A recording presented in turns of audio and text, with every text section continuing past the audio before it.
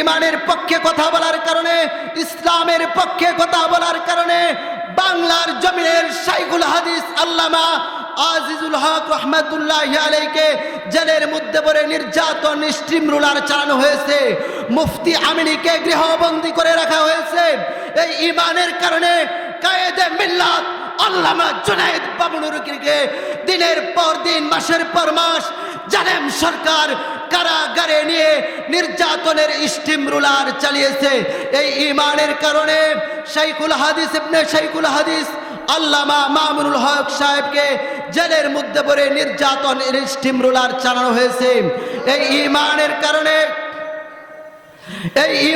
কারণে আমাদের উলামায়ে কেরাম, হেফাজত ইসলামের উলামায়ে কেরাম দিনের পর দিন নির্যাতনের স্টিম রোলার তাদের উপরে চালানো হয়েছে।